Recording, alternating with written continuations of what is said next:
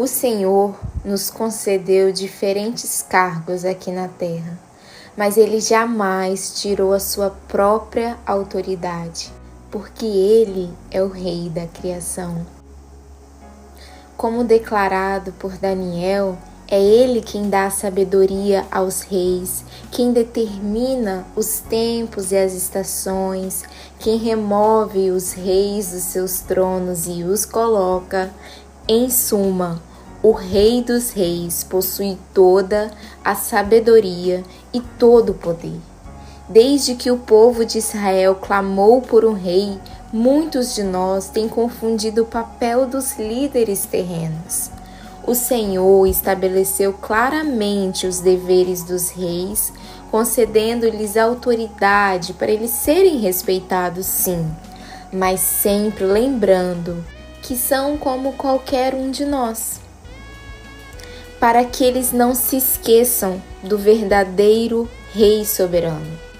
Moisés, ele fala na palavra que um rei deve ter a rotina de meditação nas leis do Senhor, e não apenas usar esporadicamente para atrair a confiança de um povo. Esta autoridade é um instrumento divino, como foi demonstrado no respeito e na admiração por líderes como o rei Davi. Em toda essa história, Deus nunca abdica da sua própria autoridade. Ao contrário, Ele ensina que um rei não deve se considerar superior aos outros, pois o Senhor é o nosso Deus supremo, o nosso Rei supremo que reina sobre toda a autoridade nesta terra. Ele enviou o seu Filho, Jesus, para continuar o seu reinado, oferecendo um vislumbre do reino de Deus. A palavra fala de um rei que receberá a adoração de todas as nações, conforme foi descrito em Apocalipse. Este é o reinado que já começou desde que Jesus se apresentou para nós.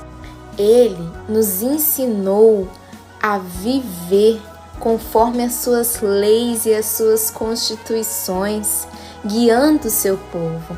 Jesus nos convidou à obediência e ordenou para que a gente prosseguisse com a propagação do seu reino, pois em breve ele voltará para aqueles que os aguardam. A pergunta que devemos fazer a nós mesmos é: como temos aguardado esse rei? Quando nos arrependemos e aceitamos a Jesus como nosso Salvador, recebemos a Deus como nosso Rei, certo? Mas na prática, o que nós temos feito? Muitas vezes, lamentavelmente, a gente se esquece do reinado do Senhor e colocamos nossa segurança em reis desta terra. E quem são esses reis? Eles podem ser presidentes que apoiamos, podem ser líderes de igrejas que consideramos como reis, ou qualquer outro ser humano que admiramos profundamente. Larry Dides observa que nós temos adorado ao líder em vez de adorar ao rei. Fizemos deles celebridades e quando eles falham, a gente se decepciona. E o que precisamos saber é que eles falham porque não são perfeitos como o Rei dos Reis, a quem nós conhecemos e a quem nós fomos convidados a seguir. Apesar de ter muito poder, nenhum rei é maior que Deus, porque a sua autoridade é uma concessão de Deus que Ele dá ou tira como quer. Olhando para os reis de Israel, podemos ver que todos falharam sem exceção, mesmo aqueles que o Senhor amava. E isso nos ensina sobre a incapacidade do homem de ser soberano, pois a falha é uma parte inevitável de nossas vidas. Por outro lado, nosso Deus, em sua perfeição, promete um reinado de justiça e nos convida a amá-lo sinceramente. As histórias dos reis de Israel também nos ensinam que suas quedas vieram quando abandonaram o Senhor e se entregaram à idolatria. Esse é um alerta para todos nós sobre os perigos da idolatria e da autossuficiência. Hoje, a palavra que recebemos nos questiona: quem tem sido o verdadeiro rei da nossa vida? Que possamos nos voltar para o reinado do Senhor e buscar a sua vontade em tudo o que fazemos. Amém?